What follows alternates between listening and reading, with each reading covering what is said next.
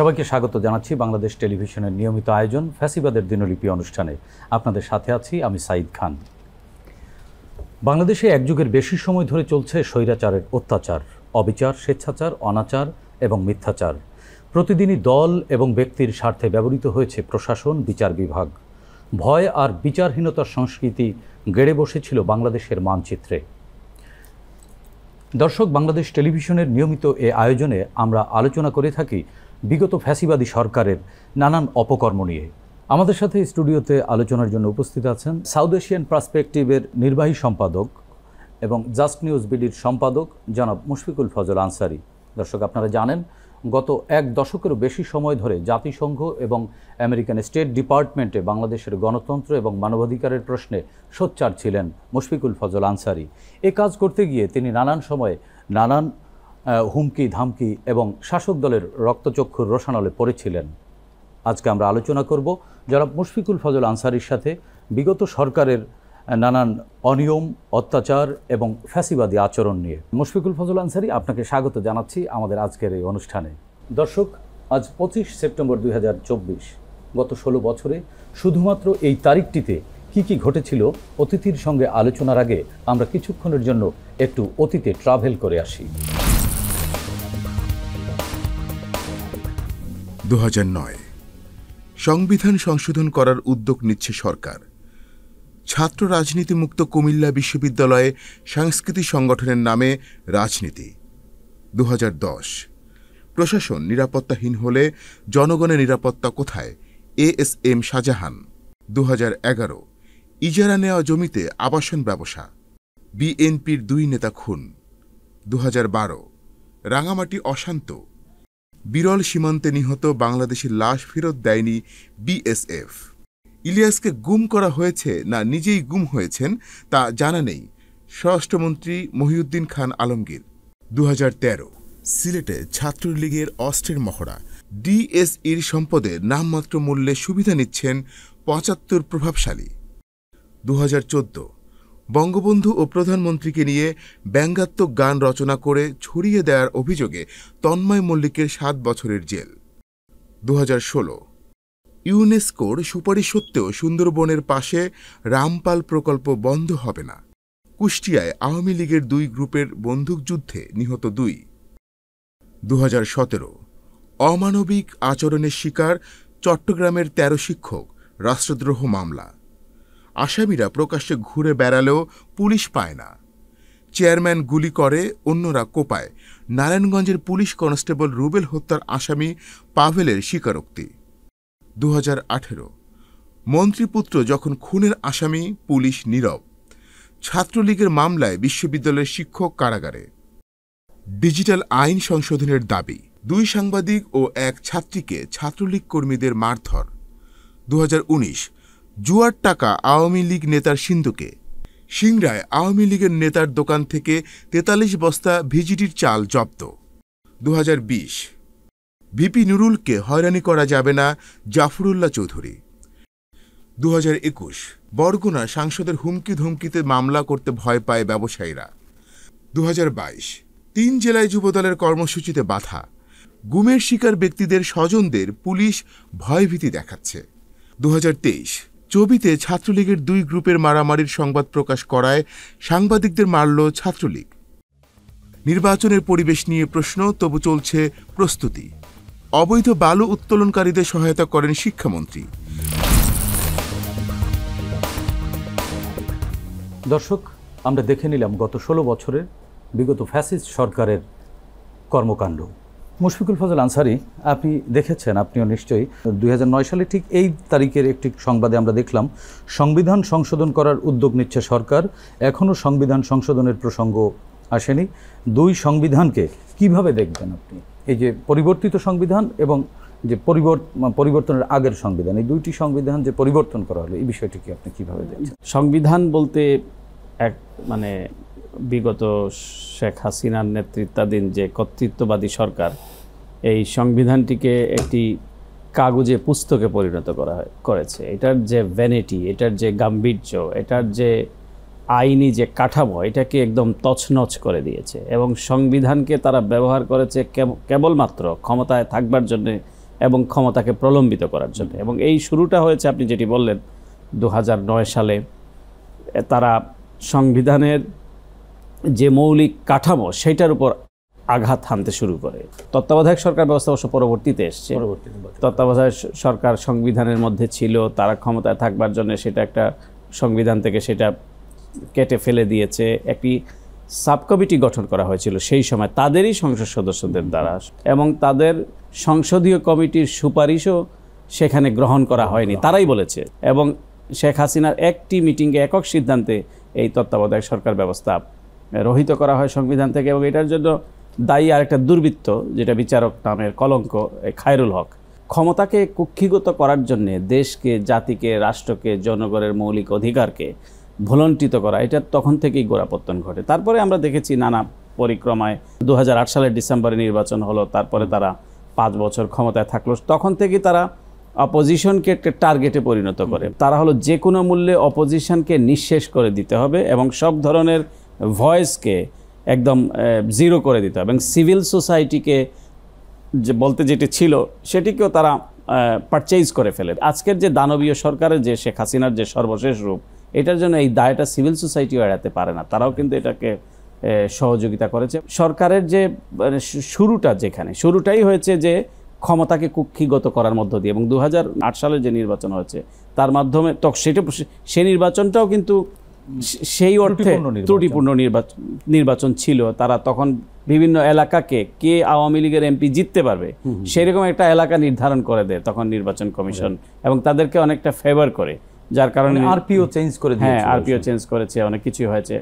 তারপর পরবর্তীতে যেটা হলো যে সরকার এসে যে টার্গেটটি করলো যে সব কিছু শেষ করা, মিডিয়া বলতে কিছু থাকবে না, বা মানে সংবিধানের যে মৌলিক মানবিক যে অধিকারগুলো, মানুষের যে ন্যূনতম অধিকার, সমতা, সাম্য, এগুলো তো সবই সবসময় আমরা দেখেছি, এগুলো জাস্ট কাগজের মধ্যে লিপিবদ্ধ কতগুলো শব্দ। ওই সময় থেকেই তো দেখেছেন, আপনি তো তখন দেশেই ছিলেন, আপনি তখন একেবারে পেশাদার সাংবাদিকতার সাথে জড়িত ছিলেন। তো ওই সময় তো তারা বারবার 72-এর সংবিধানে ফিরে যাওয়ার যে একটা দাবি, এবং এটা সিভিল সোসাইটি থেকে শুরু করে সমাজের বিভিন্ন পর্যায় পর্যন্ত একটা আলোচনা তুলেছিল। আসলে এর পেছনের কারণটা কি ছিল? 72-এর সংবিধানে কি এমন ছিল না যেটাতে ফিরতে হবে? এটা তো তাদের আলোচনা তারাই তৈরি করেছে, তারা একটা পটভূমি তৈরি করতে চেয়েছে, প্রথমে বোঝে এবং না বোঝে। অনেকে এই সরকারের ক্ষমতাকে অ্যাবসলিউট করার জন্য ওই সমস্ত সকল এক্সপার্টরা সরকারের পক্ষ অবলম্বন করেছে, 72-এর সংবিধান ফিরে যাওয়ার আওয়াজ তুলে। এই শ্রেণীগুলি কিন্তু পরবর্তীতে যেই সরকারের যতগুলি স্বৈরাচারী মনোভাব এসছে, তখন তারা এক ধরনের কথা বলতো যে না, শেখ হাসিনাকে মানে ঊর্ধ্বে রাখতে হবে, শেখ হাসিনাকে তারা ঊর্ধ্বে রেখে। কিছু কিছু ইন্টেলেকচুয়ালস আছে, মিডিয়া আছে, তারা সমালোচনা করতো সরকারের, কিন্তু শেখ হাসিনাকে তারা একটা বিশেষ জায়গায় রাখতো, যে তাকে সমালোচনা করা যাবে না, তাকে কোনো ধরনের কাঠামোর মধ্যে আনা যাবে না, সমালোচনা ঊর্ধ্বে রাখতো। অথচ সেই কিন্তু সব কিছুর জন্য রেসপন্সিবল, এবং এটা কোনো গণতান্ত্রিক ব্যবস্থাও ছিল না যে শেখ হাসিনা সবার কথা শুনছে এবং সে ব্যবস্থা নিচ্ছে, এবং একক সিদ্ধান্তে সরকার চালিত হতো, ওয়ান ম্যান শো ছিল। শেখ হাসিনা যা বলতো এবং তার প্রতিবেশীর থেকে যে প্রেসক্রিপশন সে পেত, সে সেইভাবেই দেশ পরিচালনা করত। ওই সময় তো আপনাকেও দেখেছি বিভিন্ন সেমিনার সিম্পোজিয়ামে কথা বলার চেষ্টা করেছেন বা লিখবার চেষ্টা করেছেন। একটা পর্যায়ে 2013 সালের পরে আপনার জন্য দেশে থাকা একটু কঠিন হয়ে যায়। কি বাস্তবতা ছিল আসলে? আমি বাংলাদেশেই যখন আমি সাংবাদিকতা করছিলাম, আমি টেলিভিশনে অনুষ্ঠান করতাম, তারপরে আমি ইত্তেফাকে ছিলাম, আমরা জাস্ট নিউজ বিডি, সেটা আমরা খুব বড় পরিসরে কিন্তু শুরু করেছিলাম, এবং আরো সব ধরনের বেশ ভালো করেছিল। কিন্তু সেটাও আমরা হুমকির মধ্যে পড়ে যাই 2002 বছর পরই। 2 বছর মোটামুটি আমরা চলতে পেরেছিলাম। যখনই আমরা স্বাধীন সাংবাদিকতায় হাত দিলাম, মানে না আমাদেরকে সাদাকে সাদা বলতে হবে, কালোকে কালো বলতে হবে, আমাদের ইনভেস্টিগেটিভ রিপোর্টিং লাগবে, তখনই কিন্তু আমরা টার্গেটে পরিণত হই। এবং আমার মনে আছে আমি জাতিসংঘ কভার করতে গিয়েছিলাম, জাতিসংঘের একটা প্রোগ্রামে গিয়েছিলাম 2015 সালে। তখন থেকেই জাতিসংঘ মহাসচিবের একটি প্রশ্নের পর থেকেই মান কি মুন ছিলেন সেক্রেটারি জেনারেল, সেই উত্তর দিয়ে সেই রিপোর্ট করার পর থেকে আপনি তো জানেন কিভাবে আমাদের অফিসে হানা দিয়ে সব কিছু নিয়ে যায় তালাবদ্ধ করে। তারপরে আমাদের 2 সহকর্মী তো কারাগারেও যায়, তো আমাদের এমপ্লয়ি একজন, রিপোর্টার একজন। তো তারপর থেকে এই প্রতিবন্ধক আমি বিদেশে যখন আমি সিদ্ধান্ত নেই যে না আমার ফ্যামিলি তখন এখানে ছিল, আমি সিদ্ধান্ত নিলাম যে না আমি এই অবস্থায় থাকা যাবে না, সুতরাং আমি থাকছি। আমি চাইলাম যে না নীরবে থাকবো না, এদেরকে এই মুখোশ উন্মোচিত করতে হবে বিশ্ব সভায়। তো আমি আমার সর্বোচ্চ চেষ্টাটা করেছি রিপোর্টিংয়ের মাধ্যমে। যদিও তারা বলেছে যে আমি সরকার রাষ্ট্রদ্রোহী তকমা দিয়েছে, দেশ সরকারের সমালোচনা করা এবং রাষ্ট্রের সমালোচনা করা দুই জিনিস। তো বাংলাদেশকে ভালোবাসি বলে, বাংলাদেশের মানুষের কষ্ট হচ্ছে বলে, বাংলাদেশের মানুষের অধিকার প্রতিষ্ঠা করব বলে এই ব্রত থেকে সেটি করেছি। সেটা কেবলমাত্র শেখ হাসিনা এবং তার দোসরদের বিরোধিতা, অবশ্যই বাংলাদেশের মানুষের বিরোধিতা নয়। এই তাদেরকে উন্মোচন করার জন্য আমার তো একটা ছিল রিপোর্টিংয়ের সাইড, আর একটা হলো ওয়ার্ল্ডকে এঙ্গেজ করা, তাদেরকে ইনভলভ করা, তারা যাতে বোঝে যে এরকম বাংলাদেশের মতো একটা দেশ এই কজকে উপেক্ষা করা যাবে না। তারা বিভিন্ন জায়গায় আমরা দেখেছি, তারা সুদান, তারপরে আফ্রিকান কান্ট্রিজগুলো, অন্যান্য দেশে যেখানে যেখানে বিপর্যয় হচ্ছে তারা খুব অ্যাড্রেস করছে, ইভেন আমাদের এই সাবকন্টিনেন্টে। কিন্তু বাংলাদেশটা অনেক পেছনে ছিল। তো আমার ইচ্ছা ছিল, আমার এটা টার্গেট ছিল যে বাংলাদেশের এই প্রবলেমটাকে সামনে নিয়ে আসা। একটা হচ্ছে গণতন্ত্রহীনতা, ভোট নেই, মানুষের মৌলিক মানবাধিকার লঙ্ঘিত, গুমখুন। আরেকটা হচ্ছে বাংলাদেশের অনেক ইস্যুজ আছে যেগুলি খুব ইন্টারন্যাশনালি খুব বেশি সরকারি লেভেলেও তারাও কিন্তু সেটা ফোকাস করতো না, তাদের নেগোসিয়েশন স্কিলটা খুব ন্যারো ছিল। আমরা দেখেছি এই তাদের ডিপ্লোম্যাটরা, তারা যাদেরকে অ্যাসাইন করতো, এগুলো শুধু তাদের সুযোগ সুবিধা কোথায় ভালো, কোথায় একটা ভালো পোস্টিং পাবে, কোথায় একটা ভালো বাড়িতে থাকবে, ভালো গাড়িতে থাকবে, এই নিয়েই তাদের মানে ব্যতিব্যস্ত থাকে। কিন্তু আমরা তো দেখেছি ওই সময়ের সরকার ক্লাইমেট চেঞ্জ গ্লোবালি বাংলাদেশ অনেক বেশি সুনাম কুড়িয়েছে, এইগুলো প্রচার করতো। হ্যাঁ, এটা কুড়িয়েছে বাংলাদেশ।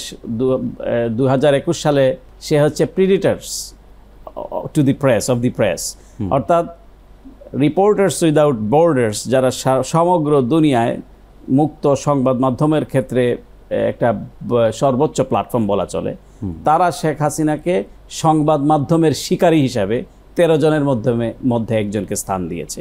এবং তারা গ্লোবালি মানে শেখ হাসিনা যে অথরিটেরিয়ান, এটা স্টাবলিশড হয়েছে। শেখ হাসিনা যে একটা হাইব্রিড রেজিমের প্রধান, সেটি স্টাবলিশড হয়েছে। আপনি new York Times, Washington post, CNN সবগুলো যদি আপনি all the prime ministers man's, যেটি আল জাজিরা করেছে, আমাদের জুলকারনাইন স্যার সহ অনেকে সেখানে ইম্পোর্ট দিয়েছে। তো এই যে বিষয়গুলো শেখ হাসিনাকে কিন্তু ওইখানে এক্সপোজ করে দিয়েছে গ্লোবালি, যে সে শুধু একটা স্বৈরাচারও নয়, সে একটা চোর এবং দুর্বৃত্ত। ইন্ডিয়ার অথরিটেরিয়ানরাও আপনার প্রতিপক্ষ, একসময় আপনার ক্ষতি করবার জন্য নানানভাবে ষড়যন্ত্র তারা করেছে, তারা থ্রেট করেছে, তাদের ওইখানকার গণমাধ্যমে আপনার বিরুদ্ধে সংবাদও প্রচার করেছে, প্রকাশ করেছে। তো আপনি তো একেবারে প্রফেশনাল জার্নালিজম চর্চা করেছেন, তো তারা কেন ক্ষুব্ধ হলো? ভারতও কিন্তু একটা বড় রাষ্ট্র, সেখানে অনেক প্রগ্রেসিভ জার্নালিস্ট আছে, অনেক ফ্রি যারা মুক্তভাবে চিন্তা করেন থিঙ্ক ট্যাঙ্ক আছে, অনেক উদার সাংবাদিকরা আছেন। আমি নিজেও ওয়ারে লিখি, আপনি জানেন। তো এই ভারতের যখন আমরা দেখছি যে ভারতেও বাংলাদেশের মডেলটাকে প্রাইম মিনিস্টার মোদি ফলো করছিলেন, এবং ভারতের মিডিয়াগুলোকে বলা হয় গদি মিডিয়া, এটা আপনি জানেন। যে কিন্তু তাই বলে ওইখানেও কিন্তু মুক্ত মতের একটা জায়গা আছে ভারতে। এখন তো আরো বেশি, কারণ এখন তো একটা প্রতিদ্বন্দ্বিতাপূর্ণ একটা পার্লামেন্ট হয়েছে, একটা যেখানে জনগণের প্রতিনিধিত্বশীল সরকার আছে। বিভিন্ন সময় এই বিষয়গুলোকে আমি না শুধু আমাদের ওয়াল স্ট্রিট জার্নালের white house correspondent Sabrina Siddique, উনি যখন প্রাইম মিনিস্টার মোদিকে প্রশ্ন করছিল যে তোমার দেশে এইভাবে তুমি মানবাধিকার লঙ্ঘন করছো, তোমার কোনো রিগ্রেট আছে কি, তখন তো পুরো ইন্ডিয়া তাকে একদম চট্টর বানিয়ে যা তা করলো। তো সেটা তারা করে যখনই কোনো প্রশ্ন কেউ উত্থাপন করে।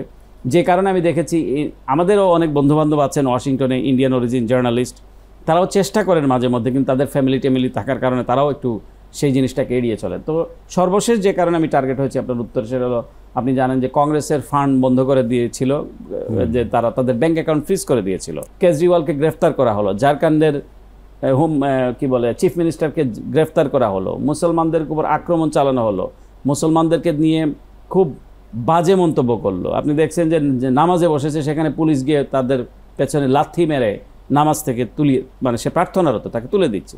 তো এই বিষয়গুলো তো দুনিয়াকে, এটাতে যারা গণতন্ত্রে বিশ্বাস করে, যারা মানবতায় বিশ্বাস করে, যারা গ্লোবাল প্ল্যাটফর্ম, জাতিসংঘ বলেন, জাতিসংঘকে অবশ্যই এটা জানতে হবে এবং জানাতে হবে যে তোমরা কি what nonsense you are doing, এইরকম একটা জিনিস ঘটছে স্টেট ডিপার্টমেন্টে। তো স্টেট ডিপার্টমেন্ট খুব শক্ত রিয়াকশন দেখিয়েছিল যে আমি প্রশ্ন না করলেও হয়তো এটি অন্যভাবে হয়তো তারা দিত, স্টেটমেন্ট আকারেও দিত। সেটা করার কারণে হেন কোনো অপবাদ নাই যা দেওয়া হয়, যেটা আমাকে দেওয়া হয় না। আমাকে লাইফ থ্রেট পর্যন্ত আমাকে দেওয়া হচ্ছে সোশ্যাল মিডিয়াতে। All right wing ANI editor, উনি তো আমাকে পাকিস্তান ব্র্যাকেটে লিখলেন, স্মিতা।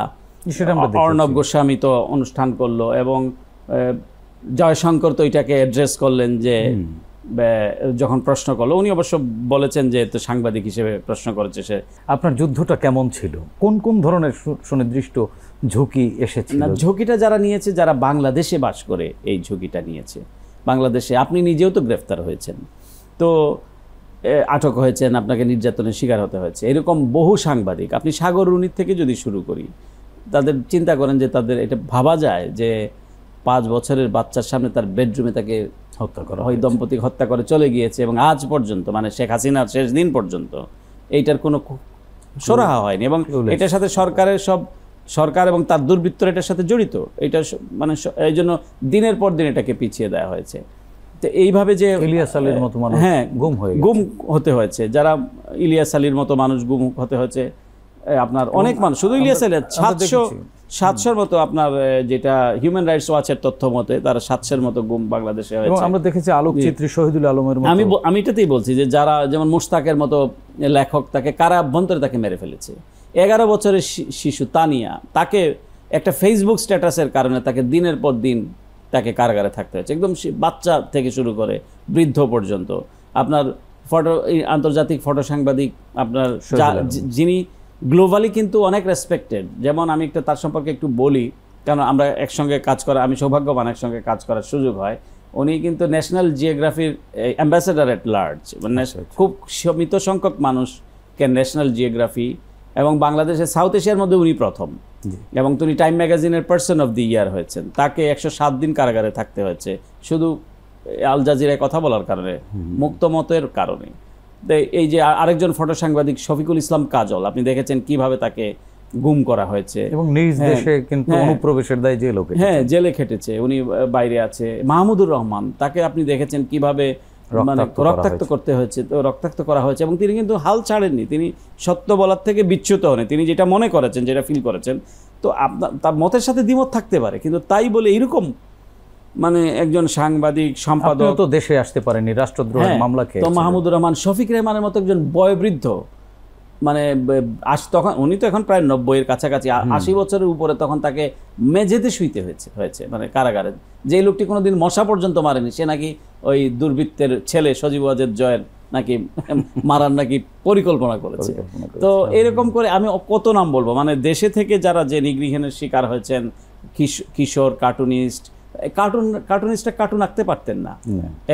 এখন তো অনেকে অনেক কথা বলছেন, মানে এই সেদিন পর্যন্ত কার্টুনিস্টরা তাদের কার্টুন আঁকা ছেড়ে দিয়েছিলেন। পরিবর্তনের জন্য আপনি দেখেছেন, আপনি আমেরিকাতে কথাও বলেছেন, কত শত শিশু শিক্ষার্থীরা মারা গেল। রাইট এত ছাত্ররা জীবন দিল, তাদের রক্ত গেল, এবং মানে যে এই তার সর্বশেষ তো ছাত্র জনতার একটা বিশাল গণ অভ্যুত্থান হয়েছে। ছাত্ররা তারা কিন্তু কোনো রাজনীতির সাথে যুক্ত না। যাদেরকে গুলি করে মেরেছে এই যে 1000, তাদের বিরুদ্ধে কোনো থানায় কিন্তু কোনো একটা সাধারণ ডায়েরিও নেই। এটা খুবই সাধারণ ছাত্র, এবং খুব মানে একদম অতি অল্প বয়সী ছাত্র, মানে ওই হাই স্কুলের ছাত্র, অনার্স পড়ুয়া, পঙ্গু হাসপাতাল, মানে এখনো পর্যন্ত আজকে চিন্তা করেন, মানে এত দিন হয়েছে কিন্তু কিভাবে তারা কাতরাচ্ছে যন্ত্রণা, এরকম উপর হয়ে শুয়ে আছে, পাটা একদম পা নেই, হাত নেই, এবং গুলি লেগেছে, সবারই গুলি লেগেছে। এই বিষয়গুলো নিয়ে আপনি তো মনে হয় চলে যাবেন বাংলাদেশ থেকে, আবারও ফিরবেন হয়তো কিছুদিন পরে, আবারও আমেরিকায় চলে যাচ্ছেন। তো ওখানে গিয়ে জাতিসংঘ এবং স্টেট ডিপার্টমেন্ট সহ হোয়াইট হাউসে এই বিষয়গুলো তুলে ধরার কোনো চিন্তাভাবনা আছে কিনা? না, সেটা তো অবশ্যই, এবং তারাও জানে। আপনি জানবেন যে এই ঘটনা তদন্তে জাতিসংঘকে বাংলাদেশ প্রফেসর ইউনূসের নেতৃত্বাধীন সরকার তার আমন্ত্রণ জানিয়েছে জাতিসংঘে। এটা একটা মানে সদস্য রাষ্ট্র হিসেবে এটা হচ্ছে নিয়ম, কোনো তদন্ত কোনো ইনভলভমেন্ট করতে হলে ওই সদস্য রাষ্ট্রকে চাইতে হয়। তো বাংলাদেশ চেয়েছে, এটা কিন্তু এই প্রথমবারের মতো যে সরকার স্বপ্রণোদিত হয় জাতিসংঘকে বলেছে তোমরা এসে দেখে তোমরা ইনভেস্টিগেট করো। সুতরাং জাতিসংঘের টিম বাংলাদেশে এসে তারা নিজেরা পর্যবেক্ষণ করবে, তারা একটা ইন্ডিপেন্ডেন্ট রিপোর্ট তারা তৈরি করবে এবং এটার সঙ্গে জাতিসংঘের যে হিউম্যান রাইটস কাউন্সিল আছে তারা খুব ইনভলভ সেটাতে, তারা সেটি করবেন। আপনার পরিকল্পনা আছে তো এটা? হ্যাঁ, এটা তো অবশ্যই। এটা তো ধরেন এই বিষয়গুলো তাদেরকে জানান দেওয়া, আমরা দুইভাবে কাজ করি। একটা তো হলো রিপোর্টিং করি, কোয়েশ্চেন করি, একটা হলো আমাদের একটা অর্গানাইজেশন আছে রাইট টু ফ্রিডম, এটা হচ্ছে এই রাইটগুলোকেই অ্যাড্রেস করা। আমরা প্রাইভেট এবং পাবলিক অনেকগুলো আমরা ইভেন্ট করি, আমরা ইয়ার লং ইভেন্ট করেছি গত 2022-23 সালে। আমাদের যিনি ফর্মার ইউএস অ্যাম্বাসেডার বাংলাদেশের পাকিস্তানেও তিনি ছিলেন, deputy assistant secretary of state ছিলেন উইলিয়াম বি মাইলাম, উনি আমাদের মানে তার লিডারশিপে আমরা এই কাজগুলো করি। জন ড্যানেলউইচ আছেন, অনেক প্রফেসর আলী রিয়াজ আছেন আমাদের সঙ্গে। তো আমরা এই বিষয়গুলোকে আমরা অ্যাড্রেস দীর্ঘদিন যাবত আমরা অ্যাড্রেস করে আসছি এবং ভবিষ্যতেও করব। তার বাংলাদেশ যদি এখনো বিচারহীনতা অনুষ্ঠানের একেবারে শেষ দিকে এখনো যদি গুম খুনের বাংলাদেশের ঘটে, যেটা আমরা এখনো এই বিষয়গুলোকে অ্যাড্রেস করবো আমরা সমানভাবেই। জুলাই বিপ্লবের পরে যে বাংলাদেশ, নতুন এক বাংলাদেশের কথা বলছি, এবং সাধারণ মানুষ থেকে শুরু করে সমাজের বিভিন্ন পর্যায়ের মানুষ কিন্তু আশাবাদী হয়েছে। ইভেন তো আপনারাও আশাবাদী, যারা প্রবাসে আছে তারাও আশাবাদী। আগামীর যে বাংলাদেশ, নতুন বাংলাদেশকে কিভাবে দেখতে চান? এই ছাত্র জনতার ত্যাগের বিনিময়ে যে বাংলাদেশ অর্জিত হলো, এখানে আপনার প্রত্যাশা কি? আমরা চাই একটা গণতান্ত্রিক বাংলাদেশ, একটা স্থিতিশীল বাংলাদেশ, যেখানে সকল মতের সকল পথের মানুষ একসাথে থাকবে, যেখানে মত প্রকাশের স্বাধীনতার ক্ষেত্রে কোনো ধরনের আক্ষেপ করতে হবে না এবং সকল মানুষ সমভাবে থাকবে। আমরা বলি সাম্যের কথা, কিন্তু সমাজে এমন মানুষ আছে তারা নিজেকে উপরতলার লোক ভাবেন এবং যারা নিচে আছেন তাদের প্রতি কর্তৃত্ব প্রতিষ্ঠা করতে চান। সুতরাং কেউ আছেন নিজেদেরকে বিশিষ্ট নাগরিক ভাবেন, কেউ তাদেরকে সাধারণ নাগরিক নিজেরাই ভাবেন। এই যে সাধারণ এবং বিশিষ্ট এই তারতম্যটাকে সমান করতে হবে, মানে বৈষম্য সব জায়গাতেই বৈষম্য দূর করতে হবে।